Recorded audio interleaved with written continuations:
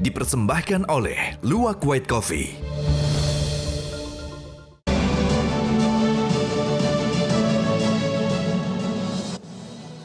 Temu lagi di Hot Room. Ini Pak Gayus. Saya akan tanya satu-satu semuanya. Saya percaya hukum itu adalah matematik. Karena rumusnya sudah ada semua dalam undang-undang. Pertanyaan saya, kalau suatu putusan sudah aneh, isinya sudah di luar undang-undang, tapi tidak ada OTT, tidak ada bukti, apa yang harus dilakukan terhadap putusan hakim seperti ini? Udah jelas-jelas di undang-undang mengatakan begini hukumnya, tapi putusannya lain.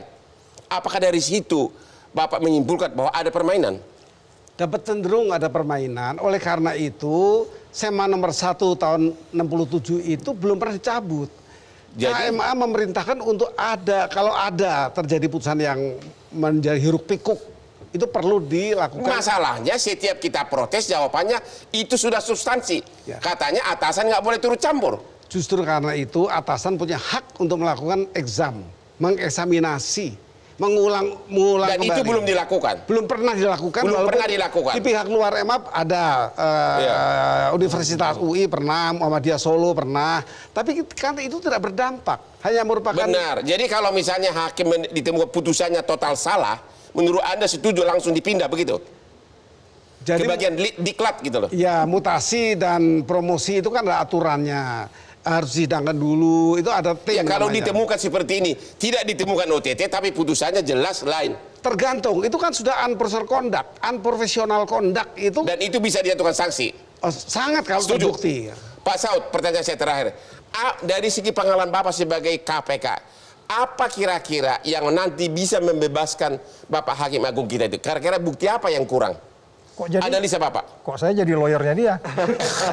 Ya, justru agar ada persiapan bagi KPK. Menurut Bapak sebagai Kalau saya bilang dia nggak akan lepas. Apa? Dia tidak akan pernah lepas. Sekali OTT itu dilakukan, dia Ini tidak kan akan tidak ada OTT terhadap Hakim Agung. Itu soal hanya berlangsung atau belum tidak aja transaksinya. Tapi sebenarnya peristiwa istilah Pak Pos Gayus itu udah full tohid ya Pak ya. Itu udah full tohid. Ada Oke, peristiwa apapun pidananya. itu terjadi, kira-kira ini kan kita jangan minta dari pengacara deh, dari Bapak. Kira-kira apa yang bisa membebaskan Pak Hakim Agung itu? Analisa Bapak, kemungkinan? Saya pikir nggak mungkin. Nggak mungkin? Nggak mungkin lepas ya. Lu. Nggak mungkin. Karena kalau begitu bukan OTT. OTT itu sesuatu yang sempurna, nggak akan bisa lepas dia. Oke, kita lihat nanti ya. Ibu Lola, apa yang harus dilakukan untuk membersihkan pengadilan dan Mahkamah Agung? ICW ini, ICW yang bicara. Sudah ada soal rekrutmen gitu ya. Rekrutmen itu tentu jadi salah satu pintu masuk yang harus diperbaiki dan dijaga betul. Kemudian juga soal mekanisme promosi jabatan gitu dan juga mutasi. Karena disitulah biasanya juga hal-hal yang sifatnya transaksional yang mungkin miss gitu ya. Sehingga mempengaruhi bagaimana orang-orang ini yang sebenarnya tidak tepat kemudian menduduki jabatan sebagaimana yang ada sekarang. Terima kasih kepada Pak Taufik. Tadi kan dia bilang untuk membersihkan pengadilan dan Mahkamah Agung, rekrutmen sama apa tadi? Promosi jabatan. Promosi. Anda setuju? Saya setuju. Itu kan terlalu umum. Ya, ya itu karena itu adalah pintu masuknya, Ya. pintu masuk karir seseorang. Ya. Nah, sekarang yang juga penting menurut saya, selain dari lembaga-lembaga ini ya, KY, Komisi 3 dan sebagainya, yang juga terlibat dalam proses pengawasan ini, juga masyarakat bisa dilibatkan. Saya ingin menindaklanjuti apa yang dikatakan oleh Prof. Gayus tadi Ya. soal eksaminasi. Ya. Ya. Untuk di Hakim Agung misalnya, putusan dia harus pertimbangan hukumnya dia valid ya, masuk akal dan tidak aneh-aneh dan lengkap. Jadi ketika ada putusan, maka kita bisa sama-sama menilainya karena itu ada pelibatan dari akademisi dari kampus-kampus untuk melakukan eksaminasi terhadap putusan-putusan yang dianggap pertimbangan hukumnya tidak cukup. Nah, itu yang kemudian bisa menilai kualitas dari Hakim Agung, termasuk juga hakim-hakim di tingkat Tapi kan pengadilan negeri dan rekrutmen pengadilan itu kan tinggi. hanya di tahap awal. Dari awal di daerah, misalnya gini, di daerah 10 tahun.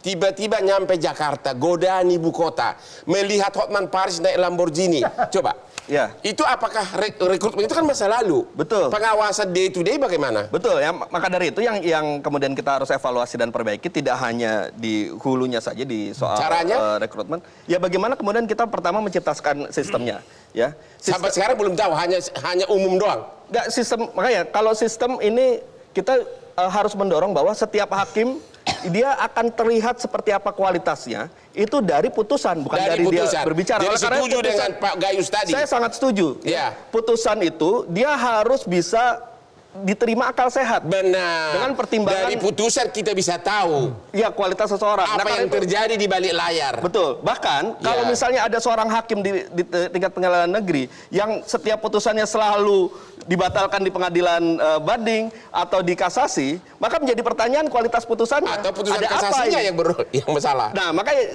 dalam proses rentetan ini harus kita periksa. Dan pengawasan itu belum ada sampai sekarang. Belum ada. Nah, karena itulah maka itu kan memang pekerjaan besar, tidak mampu dilakukan oleh KAI seluruhnya. Oleh karena itu pelibatan masyarakat juga bisa diberikan. Kampus-kampus setiap kita protes kalau ada putusan yang salah, selalu dibilang itu sudah menyangkut pokok perkara. Nah, makanya pengawas tidak berwenang untuk pengawasan substansi perkara. Ya, cara pemikiran itu yang kita bisa ubah sekarang. Terima kasih. Kita masuk ke substansi untuk melakukan eksaminasi. Pak Hairul Huda, kalau sampai Hakim Agung sudah bisa diterobos oleh para pengacara seperti aku ini, terus kemana lagi kita pergi? Ya, kita masih berharap bahwa keadilan bisa kita peroleh melalui lembaga peradilan, kan begitu. Dan saya kira ini merupakan pukulan bagi Mahkamah Agung dan merupakan sebuah hal yang mengharuskan institusi peradilan ini melakukan introspeksi. Tadi ada bicara soal rekrutmen, ada soal pengawasan, ada soal pembinaan karir, ada persoalan penugasan, bahkan ada persoalan putusan. Tadi sekali lagi saya singgung syarat calon hakim agung itu kurang-kurangnya 3 tahun menjadi hakim tinggi misalnya. Selama dia 3 tahun hakim tinggi, periksa saja putusannya. Ada yang aneh-aneh nggak? Kalau yang aneh-aneh coret. Kan begitu. Untuk itu libatkan perguruan tinggi, libatkan masyarakat, libatkan KPK untuk bersama-sama mengeroyok calon-calon hakim agung ini. Jangan kalau sudah ngelamar lalu diseleksi secara administratif saja lalu kemudian bisa lolos. Ini yang kita sangat sayangkan. Pak Saud, bagaimana cara membersihkan agar pengadilan itu bersih menurut Bapak? Kan udah pengalaman di KPK sekian lama. Ya memang kan kekuasaan kehakiman ini di mana-mana di seluruh dunia itu persoalan yang sangat kompleks ya. Agar bersih bagaimana? Agar bersih ya. Gaji naik tidak setuju. Gaji naik itu sudah kita buktikan, Bang. Gaji dibandingkan dengan beberapa tahun sebelumnya. Berapa hakim yang kena? Sama saja. Jadi gaji naik tidak ukuran. Ya, tidak apa ukuran. dong? Kalau menurut saya ini yang saya sebutkan bagaimana kita membangun integritas kita sama-sama. Bagaimana cara membangunnya? Lawyer kan bagian dari penegak hukum. Ya jangan tanya lawyer dong, aku tanya pengadilan dong. Ya, bagaimana cara membangunnya kalau integritas itu? Yang jelas yang pasti bahwa dia harus keras. Hukum itu keras, harus tegas dan harus pasti. Oleh siapa? Kan hakim juga yang mutus. Oh iya pasti. Dan kalau katakan pemerintah tidak campur tangan dengan urusan yudikatif itu salah juga. Ini kan kehakiman kita ini di Republik Indonesia. Ya. Jadi salah besar kalau dibilang oh itu urusan yudikatif, legislatif, eksekutif bisa campur. Jadi inti pokoknya untuk perbaikan apa? Coba 1, 2, 3 coba. Ya, satu pertama kepemimpinan nasionalnya harus jelas. Maksudnya Ketua Mahkamah Agung? Enggak dong, kepemimpinan nasional itu ya presiden. Oh presiden, oke ya, terus? Dia harus menginspirasi semua harus orang. juga ikut memperhatikan. Oh ya, kan kemarin sudah deliver message, tapi kemudian Kemenko Polhukam bisa menjabarkan nggak? Mungkin Pak Gayus bisa membantu. Ada pesan dari presiden, tapi apakah Menko Polhukam bisa menjabarkan? Masih pertanyaan. Yang kedua apa? Yang kedua adalah kembali lagi kalau kita bicara SDM, karena kita bicara SDM, disitulah nanti harus kita masuk detail-detail bagaimana SDM ya di kekuasaan kehakiman ini bisa ketiga? Yang ketiga baru kemudian saya reward bisa. Reward, ya, hadiah. Reward itu bukan berarti harus mesti salary saja. Dan Anda setuju, sebagaimana usulan Pak Gayus, dari putusannya pun harusnya bisa dijatuhkan sanksi walaupun tidak ada OTT. Itu udah kasat mata kok itu sebenarnya. Oke, setuju. Kita akhiri acara kita hari ini dan sebagai kesimpulannya adalah kita tunggulah nanti hasil akhir dari kasus pertama dalam sejarah hukum Indonesia di mana KPK menetapkan Hakim Agung sebagai tersangka suap. Terima kasih kepada seluruh narasumber yang hadir malam ini. Ya, dan jangan lupa kepada para pemirsa nonton Hot Room setiap hari Rabu di Metro TV jam 22 malam ini. Setiap hari Rabu jam 22. Selamat malam.